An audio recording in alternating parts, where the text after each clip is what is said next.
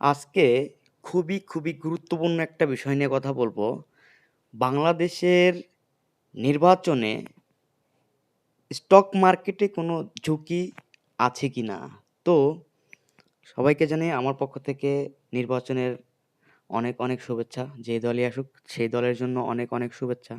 তো বাংলাদেশের অর্থনীতিকের প্রেক্ষাপটে নির্বাচন মানে এক বিশাল আলোচনার বিষয়। এটা আমরা সবাই জানি। সাধারণ মানুষ সাধারণ মানুষের মতো বিনিয়োগকারীদের মনেও একটি প্রশ্ন সবসময় থাকে, ২০২৬-এর এই নির্বাচনে কি শেয়ার বাজারের দূতাবাস আনবে নাকি বড় কোনো ঝুঁকির কারণ হয়ে দাঁড়াবে? আমরা আজ আলোচনা করব নির্বাচনের সময় স্টক মার্কেটে ৫টি ঝুঁকি আপনার বিনিয়োগকে প্রভাবিত করতে পারে। ১ নম্বরে আসেন প্রধান ঝুঁকিগুলো। রাজনৈতিক অনিশ্চয়তা ও নীতি পরিবর্তনে নির্বাচনের আগে ও পরে সরকারের নীতিমালায় বড় পরিবর্তন থাকার একটা সম্ভাবনা আছে। যদি নতুন সরকার ক্ষমতায় আসে, তবে তাদের আর্থিক নীতি বা কর কাঠামো বা নিয়ন্ত্রণ সংস্থা, যেটাকে বলে বিএসইসি, নেতৃত্বে পরিবর্তন আসতে পারে। এই অনিশ্চয়তার কারণে প্রতিষ্ঠানিক বিনিয়োগকারীরা দীর্ঘমেয়াদী বিনিয়োগ থেকে অনেকটাই বিরত থাকে। এর আগে যখন আমেরিকায় নির্বাচন হইল, আমেরিকার যত স্টক মার্কেট আছে অনেকটা ধস নামছে। এটা হয়তো আপনারা অনেকে জানেন না।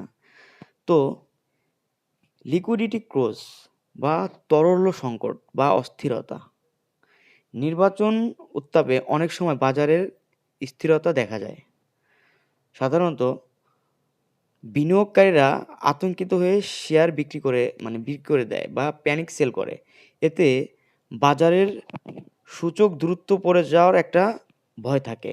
এছাড়া ব্যাংক খাতের তরল্য সংকট, যেটাকে বলে লিকুইডিটি, দেখা দিলে পুঁজিবাজারের অর্থের প্রভাবটা অনেকটাই কমে যায়, যা লেনদেন এর একটা ছবিও মানে ভয়ংকর একটা রূপ ধারণ নেয়। হুম মূল্যস্ফীতি ও মুনাফা প্রভাব, নির্বাচনের আগে অর্থ সরবরাহ বেড়ে যায়, কারণ অর্থনৈতিক স্থিরতার কারণে আপনার মার্কেট অনেকটা ম্যানিপুলেশনের মতো কাজ করে। ঠিক আছে? সো কেন্দ্রীয় ব্যাংক যদি সুদের হার বাড়িয়ে দেয়, তবে মানুষের শেয়ার বাজার থেকে টাকা তুলে ফিক্সড ডিপোজিট বা বন্ডে রাখতে বেশি আগ্রহী হয়। এটি স্টক মার্কেটের একটা নেতিবাচক বিষয়। এফপিআই, যেটাকে বলে বৈদেশিক বিনিয়োগ মনোভাব, রাজনৈতিক পরিবেশ স্থিতিশীল মনে হলে বিদেশি পোর্টফোলি বা ইনভেস্টররা তাদের বিনিয়োগ তুলে নিতে বাধ্য হয়, কারণ এই নির্বাচনের সময় একটা কঠিন একটা সময় থাকে। এতে ব্লু চিপ বা বড় মূলধনী শেয়ারগুলোর দাম দ্রুত কমে যায়। এখন নির্বাচনের সময় যেই ব্যাপারটা হয়, গুজব ও কারসাজি। নির্বাচনের সময় বাজারে গুজব ঢালাপালা বেশি ছড়ায়।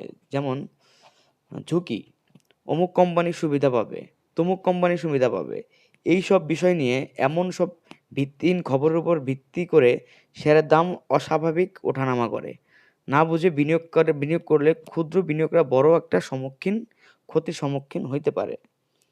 বিনিয়োগকারীদের জন্য আমি একটা পরামর্শ দিব, যেটা হচ্ছে আপনার সতর্কভাবে সফলতার সাথে একটা বিনিয়োগ করবেন। পোর্টফোলি সবসময় ফলো করবেন। সব টাকা এক খাতে বিনিয়োগ করবেন না। ঠিক আছে? সো নির্বাচন মানেই আবার সঠিক কৌশল এটি হতে পারে বড় আয়ের সুযোগ। তাই আবেগের বদলে তথ্যের উপর ভিত্তি করে একটা সঠিক সিদ্ধান্ত নেওয়ার চেষ্টা করবেন সবসময়।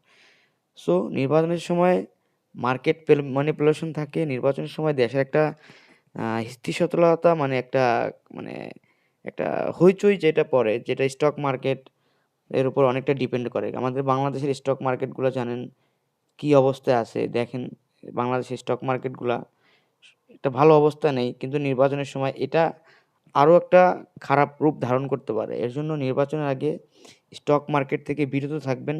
আর নির্বাচন সময়ে আপনার মার্কেট বা স্টক মার্কেট এদিক সেদিক হওয়াটাই স্বাভাবিক, কারণ নির্বাচন এমন একটা জিনিস যেটা একটা দেশের পরিবর্তনের একটা প্রভাব ফেলে।